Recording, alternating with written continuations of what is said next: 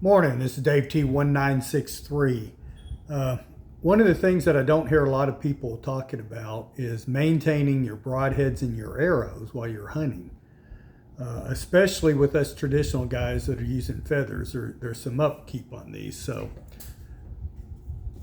this is a practice arrow, all right? So your fletching can start to get worn and stuff, and one of the things you can do to help restore that is to just get some water in a small pot and steam. Let this run over the top of that steam and it'll naturally start binding these feathers back together. Another thing that people don't talk about is keeping their broadheads sharp. You know, just the daily use of putting an arrow in and out of the quiver and just carrying your bow around, you know, those things are vibrating against that foam all the time and they can get dull and they can rust. So probably every second or third hunt, what I'm doing, let me just pop one out here. I just finished doing this, is I'm cleaning my arrows up, I'm retouching up the feathers, sharpening my broadheads, and also I'm putting a light coat of oil on them. All right, and let me just show you let me put this arrow up so I don't cut myself.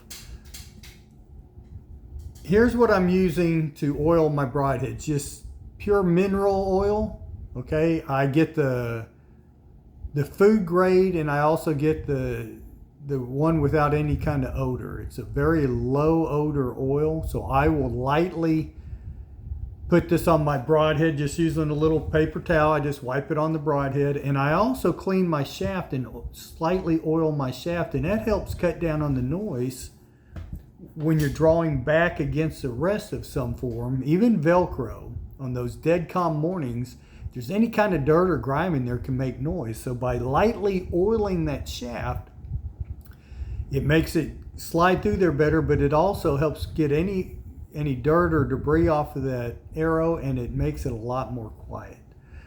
For sharpening my broadheads, I've got this, I think it's called Innovative Outdoorsman or something like this. Makes this, it puts a better angle on your three blade. Instead of just doing it on a flat surface, this will put a better bevel angle on those blades, and you can get them really sharp.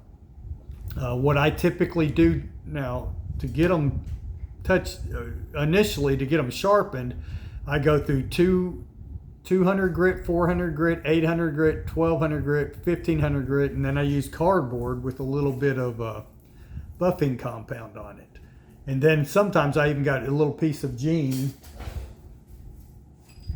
that I've cut like this right here, and I'll put this on here because nothing will hone an edge better than blue jeans in my opinion. But this is what I use out in the field, and when I get home each evening, I'll just real quickly, I'll buff my broadheads on this, and then about once a week, I'll go ahead and start with that 1500 grit, and I'll just backwards or strop it, and then I'll go to this with the compound, and I'll strop that probably about 10-15 times on each side, and alternating, you know. I usually do 2 swipes, rotate, 2 swipes, rotate, 2 swipes, rotate. That's just to maintain the edge, and then I'll go ahead and oil them up again. So that's what I do to keep my broadheads sharp and clean, and also to keep my arrows functioning properly. You know, it's just something that's very overlooked. I pulled one of my broadheads, my third arrow. I carry 3 hunting arrows and 1 practice arrow. My third hunting arrow I hadn't pulled out in a while, and it actually had a little bit of rust in some spots. So I went ahead and brought out the 800, 1200, 1500 and the buffing compound, and went ahead and redid that entire edge. So stay on top of your broadheads. Keep them as sharp as you can. Dave T1963, I'm out.